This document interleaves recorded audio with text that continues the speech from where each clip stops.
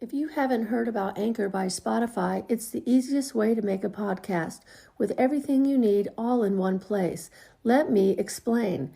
Anchor has tools that allow you to record and edit your podcast right from your phone or computer. When hosting on Anchor, you can distribute your podcast on listening platforms like Spotify, Apple Podcast, and more. It's everything you need to make a podcast in one place. And best of all, Anchor is totally free. Download the Anchor app or go to anchor.fm to get started. That's ANCHOR for the app, or go to ANCHOR.fm to get started. I love using Anchor, and it's how I got started on my podcast, and I highly recommend. So please give Anchor a download and a try if podcast is on your needs. Welcome to Dirty Secrets of Massage. I am your host, Ava, and I'll be telling you the dirty truth about the massage therapy industry, different clients I encounter, and all things massage. Please send any questions or topic requests to dirtysecretsofmassage@yahoo.com. And again, welcome. This is me, Ava, once again, giving you the down and dirty of what's going on in my life. And I just can't seem to get enough of these neighbors. Boy, oh boy, let me tell you. And if you recall, the neighbor across the street was honing in on the girl next door, and out of nowhere, I had a different neighbor over at my house, and the next thing I know, he's over there cutting her grass. And it's one thing to be neighborly and cut the grass for somebody, but that neighbor's never offered to cut my grass.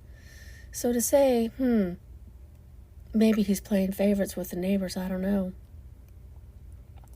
I am a little jealous because it does get a little old cutting your own grass. Single female, but maybe it's because I don't have a baby in the house, or a young child, or even a teenage child, Maybe it's because I'm not a helpless person and I can always cut my own grass or pay for somebody to come and take care of that for me. And so it caught my attention right away, and he was cutting the grass like at the portion by the curb. And then next thing you know, he's cutting her whole yard. So at first I thought, maybe, he's only cutting the little front part, but he's not. He cut the whole yard. And not only did he cut the whole yard, but it's not like her yard is connected to his. There's a big driveway, in between the grass patches of his and hers. And so as you know, I'll be watching closely as my front door has several windows in it. And I'd like to think the previous owner who owned my house before me, he was quite the jerk, the type with 6 or 7 different last names, and who knows where to find this guy. But it's because of him, he put in a front door for me with all these windows, when it's technically a back door, actually. And so the doors are mixed up, and the front door is on the back door, and the back door is on the front door. But I take quite joy, in being able to see everything from my front door. And the side of my house, it kind of extends out a little bit, so you can't see me very well from the next door to me on either side, because I could see everything. And my house is structured just right where I can see several houses down on either side, Only from my front door or my front windows. It's quite juicy, if you ask me. And then another neighbor of mine, I sent him a random text saying, "Hello, it's me, your neighbor. Come check out my podcast." And then all of a sudden, he decides to tell me he's a boudoir photographer. Oh, I bet he gets a rock hard dick from taking those sexy pics of all those girls. Close up and far away, naked, not naked. Lots of ass and titties and pussy in his photos, I'm sure. And I'm sure he's probably got a database full of photos that he beats off to all the time. And after this conversation we had, he doesn't strike me as nothing but down and dirty, He's the kind of guy that's got a whole side memory bank that plugs into his wall unit computer, and he's probably in there watching all kinds of dirty stuff. It's actually probably pretty clean, but it seems dirty. Because who keeps all the photos of all their naked women? I'm sure he does. Oh, I'm sure he does. And so he came over with his bratty little dog that needs boot camp. This dog needs boot camp, large golden retriever. Nails are too long and she likes to get into stuff still a cute little thing. I shouldn't say little, she's about 70 pounds. Big girl, big golden retriever. Doesn't like to follow orders or obey her owner. So anyways, he came over and he got a little frisky with me, which I found to be quite strange. And then he asked to see my OnlyFans content because, he's not allowed to have an account like that. And he really thought that I was going to show him all my nudes and videos without paying for an OnlyFans fee.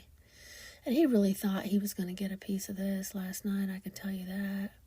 And he didn't. So I guess the closest thing he's going to get to me is if he happens to be standing on his roof and I'm naked out in the backyard. Because that's about the distance we live from each other. He's right behind me, about 2 houses down.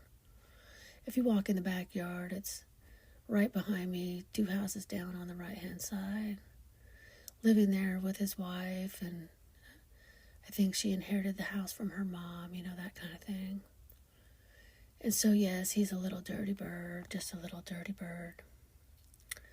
And so we'll see how this goes. He also told me I needed help with my podcast and the sound. And I'd like to thank him for saying that because really, I did a quick search on Google and was able to find an expert in podcasting here locally, and I did a walk-in. And this gentleman down there helped me and didn't charge me anything.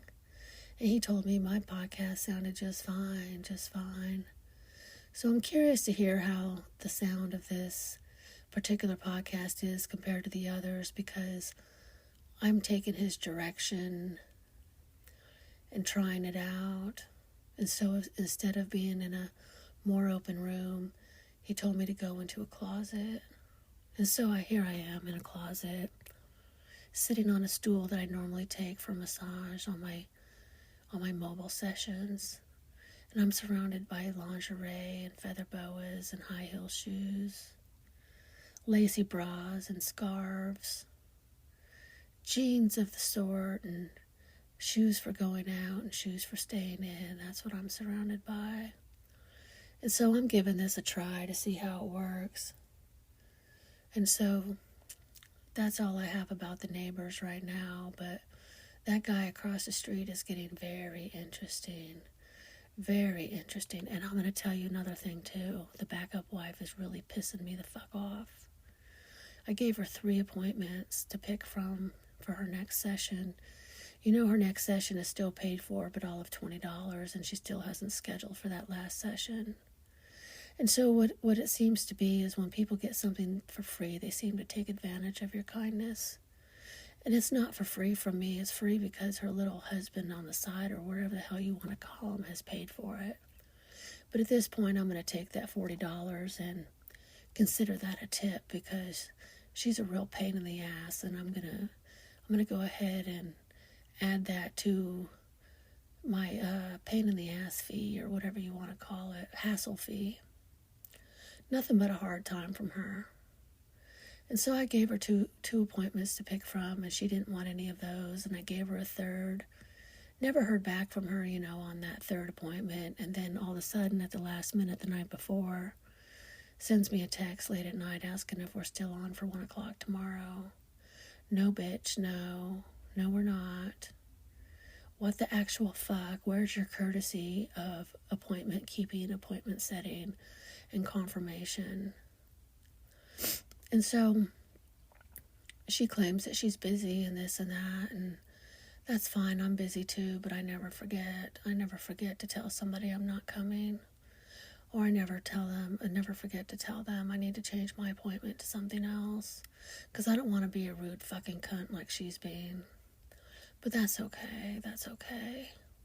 It is kind of hard juggling all these men, especially the ones that she works with, and the one who's paying for all her sessions, And he won't be allowed to pay for any more sessions because this is really fucking annoying.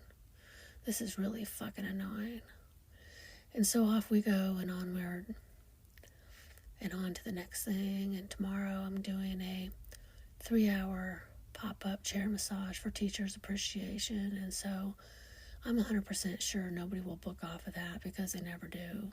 They never do, for whatever reason. If people find me on the chair, they stay on the chair. If they find me on the table, they stay on the table. But usually they never book from the chair to the table or the table to the chair.